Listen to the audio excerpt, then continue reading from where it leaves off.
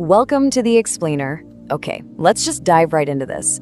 Today, we are opening up an underground tech briefing to literally explain everything about weaponized sound waves and hacking cancer. We're going to be looking at a theoretical, multi-agent acoustic oncology blueprint. And the idea here is to treat tumors not just with traditional drugs, but with highly targeted, programmable sound. But we're kicking off this deconstruction by aggressively shattering a massive internet myth straight out of the gate. You've probably seen the claims floating around online, right? The idea that there is some secret magical sound wave out there that perfectly, seamlessly just switches cancer off. Well, our sources make it unequivocally clear there is absolutely no proven universal cancer-killing frequency that permanently flips a genetic off switch. It's just not magic, it's physics. So the crucial point we need to understand is that if we actually want to use sound against cancer, we must treat cancer cells kind of like a flawed operating system. We have to target their physical stiffness. Scientists call this their mechanical phenotype, which is really just a fancy way of saying how stiff or squishy the cell physically is. We have to focus on that rather than just their biological name, like breast or lung cancer. It is all about how the cell responds mechanically to pressure and vibration. So here is our roadmap for the explainer today. We'll cover the acoustic arsenal, hacking cell resonance, modulating the gene switch, the fawn and master blueprint, and finally tuning the future. All right, let's jump straight into section 1, the acoustic arsenal. When we look at the messy, chaotic reality of ultrasound therapies, it becomes clear this isn't just one simple tool. On one end, at really high intensities, you have thermal HIFU, which is literally burning away tumors through intense localized heating. Then, if you use incredibly high pressure, you get cavitation hystripsy that uses microscopic bubbles to just mechanically fractionate or tear apart the tissue. You've also got sonodynamic therapy, which uses reactive oxygen species, essentially toxic molecules that stress the cell to death. And finally, there are these low-intensity zones that we are going to be looking at very closely today. Which brings us perfectly to section 2, hacking cell resonance. To really grasp this mechanical failure, we have to constantly contrast healthy tissue with diseased tissue.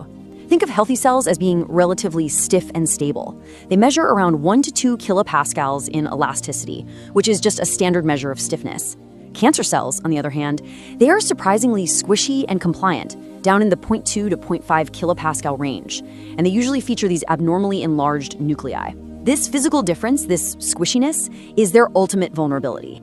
And this beautifully illustrates that resonance gap in action. Imagine a stiff, healthy cell with a perfectly intact cytoskeleton. It easily resists a standing acoustic wave, kind of like a sturdy building in a minor earthquake. But right next door, you can actually see the softer cancer cell with its enlarged, bloated nucleus, literally rupturing under that exact same low-amplitude vibration. The cancer cell absorbs the vibrational energy, amplifying the stress until its membrane simply tears and it undergoes total mechanical failure.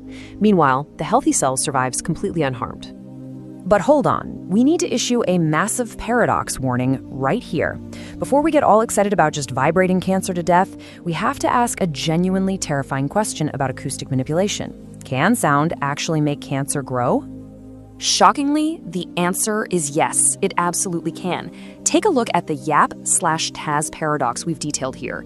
If you use a frequency between 0.5 and 0.67 megahertz, you get that cytoskeletal fatigue and selective destruction we just talked about. But if you shift that frequency slightly higher, into the 2 to 5 megahertz range at low intensity, boom! It acts as a tumor growth accelerator. It triggers the YAP/TAZ cellular pathways, which are essentially the cell's biological growth engine, driving proteins into the nucleus and promoting rapid proliferation. It is a true double-edged sword. If you don't tune this perfectly, you get the exact opposite of what you want. That terrifying paradox perfectly sets up section 3, modulating the gene switch. So as we touched on earlier, sound doesn't just magically and permanently pause a cancer gene like flipping a light switch. Instead, it relies on a biological process called mechotransduction. Ultrasound is a mechanical stimulus that transiently, meaning just temporarily, opens mechanosensitive pathways. This changes the gene expression for just minutes or maybe a few hours. The goal in the lab isn't to permanently turn off the gene forever, but to temporarily open the chromatin, that tightly packed package of DNA inside the cell, making it briefly super vulnerable to immune attacks or co-delivered RNA therapies. Okay, moving right along to section 4, the phonon master blueprint. This is where we start pulling it all together into a theoretical apparatus. What you're looking at is a highly complex, MR-guided, 256-element spherical phased array. I know that sounds like a mouthful, but basically picture a precise robotic bowl made entirely of sound emitters. It features robotic positioning, real-time thermal mapping, and converging acoustic beams that can be electronically steered to hit a microscopically precise focal spot. This hardware acts as the physical hub for all of our acoustic weapons. But here's the thing, the physical transducer is just one piece of the puzzle. Rather than a single clean emitter, this theoretical blueprint is an incredibly messy yet precise 12-agent system. It coordinates absolutely everything.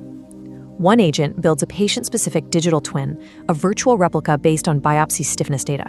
Another computes the exact resonance window for that specific tumor. Then you mix in the various weapon modes, a phonetic combination engine, strict real-time safety monitoring to ensure you aren't heating things excessively, and finally, immune activation and validation agents. It's a whole symphony of tech working together.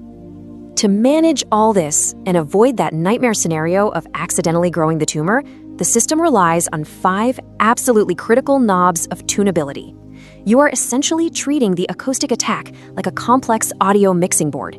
You have to dial in the exact frequency for depth, the precise intensity to dictate growth versus destruction, the pulse duration, the duty cycle, and even the waveform shape itself.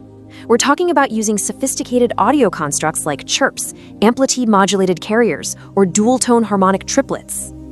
Let's ground all this theory into scientific reality in our final section, Tuning the Future. I really cannot emphasize this enough. Based on all of our sources, this is not some DIY build you can just hack together in your garage. High-intensity sound can cause instantaneous, irreversible tissue death. Developing this responsibly requires a strict, multi-step progression. You have to start with computational modeling based on the actual stiffness data. Then you slowly move through hydrogels, 3D spheroids, animal trials, and eventually, but only with rigorous ethics and oncology board approval, into human trials. It's a long, careful road. So, we'll leave you with this final, highly provocative thought to ponder. We know that simple single sine waves aren't the magic bullet, and researchers are actively moving toward combining pulses and chirps and harmonic sweeps. As we learn to mix these complex audio envelopes together like speech formants, what will the ultimate acoustic key to mechanically shattering a cancer cell truly sound like? Thank you so much for joining me for this explainer. Keep asking the hard questions, and I'll catch you in the next one.